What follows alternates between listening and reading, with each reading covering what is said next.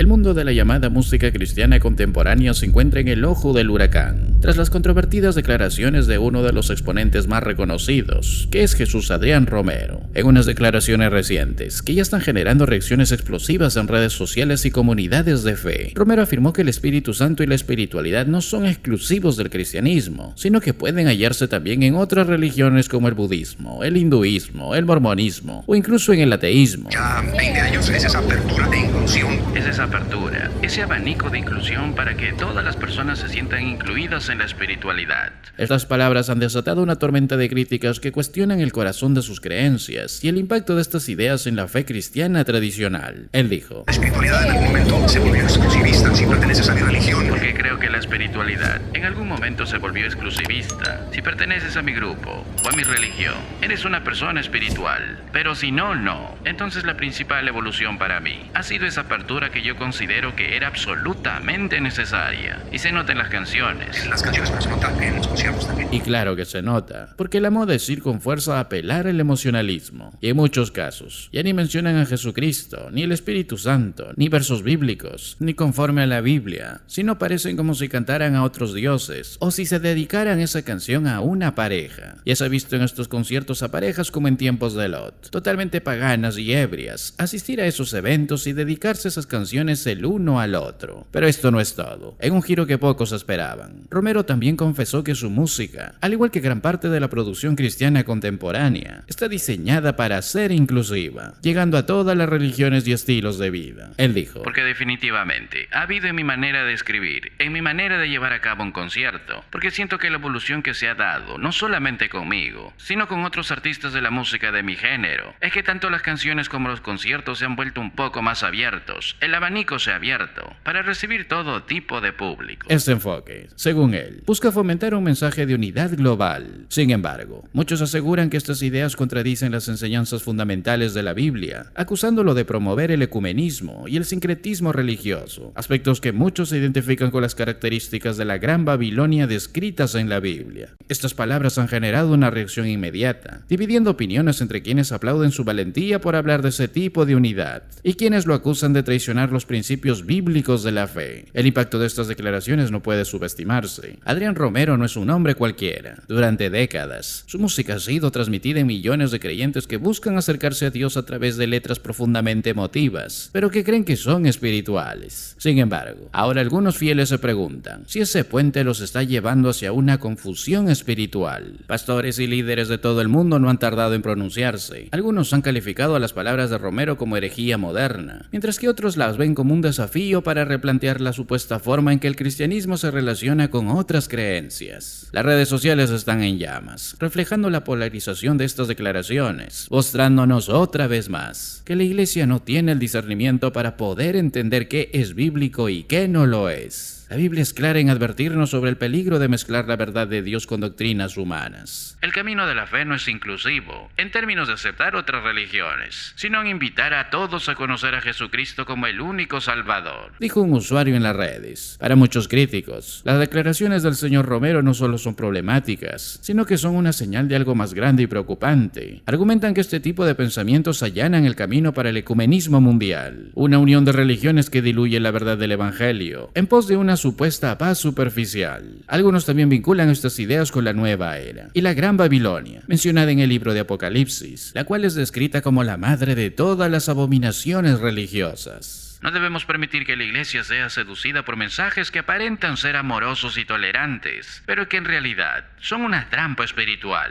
afirmó un conocido evangelista. Esto es exactamente lo que la Biblia nos advierte, una mezcla peligrosa que nos aparta de la verdad, dijo otro creyente. La controversia está servida, y el impacto de estas declaraciones no va a desaparecer muy pronto, mientras el señor Romero se ha mantenido firme en sus palabras. El debate está lejos de acabar, en una época en la que la fe se enfrenta a constantes retos culturales y sociales. Estas palabras reavivan una pregunta fundamental: ¿cómo debe la iglesia responder a los cambios del mundo sin comprometer su esencia? Una cosa es segura: las declaraciones del señor Romero han sacudido los cimientos del cristianismo moderno, y el impacto de sus palabras va a seguir generando mucha incertidumbre. Ahora, hay dos cosas delicadas aquí. En primer lugar, ¿acaso es cierto que el espíritu o la espiritualidad se mueve cuando asistes a esos conciertos, o cuando escuchas cierto tipo de música que se denomina cristiana y es emocional? personal. La Biblia dice que no, porque la vida llena del Espíritu solo viene por medio de su palabra. Ahora, ¿acaso la espiritualidad es exclusiva solo del cristianismo? La Biblia dice que sí. Ninguna religión posee al Espíritu Santo, ni el Espíritu puede habitar en el error o la mentira. Ahora, esta idea es muy, pero muy peligrosa. Y esto, porque hay un solo cuerpo, que es la Iglesia, un solo Espíritu, que es el Espíritu Santo, una sola esperanza, que es la del cielo para los que están en Cristo. Hay un solo Señor, una sola fe, un solo bautismo y un solo Dios. Eso debería dejar muy claro que no hay otros, pero parece que de alguna manera quieren cambiar este enfoque bíblico. Algunos cantantes y muchos creyentes que han sido influenciados por esa corriente. Una generación de supuestos cristianos, de supuestos evangélicos, porque en una encuesta se puso de manifiesto una inexcusable muestra de ignorancia, donde dicen que el 66% de los cristianos dicen que muchas religiones conducen a la vida eterna, es decir, 2 de cada 3. El 55% de los evangélicos dice que muchas religiones pueden conducir a la vida eterna. Dicen que el 48% de los evangélicos dijo que Dios acepta la adoración de todas las personas religiosas. Pero corrijamos esa encuesta, porque una real, una seria, diría que el 100% de los verdaderos evangélicos dicen que ninguna otra religión puede salvar. Dirían que el 100% de los evangélicos dicen que Dios rechaza toda adoración que no sea coherente con su revelación divina en Cristo. Pero ¿cómo llegamos a un punto en el que la gente se declara cristiana o evangélica y en el fondo ni siquiera entienden la realidad más fundamental de lo que es la verdadera fe espiritual? ¿Cómo sucede esto?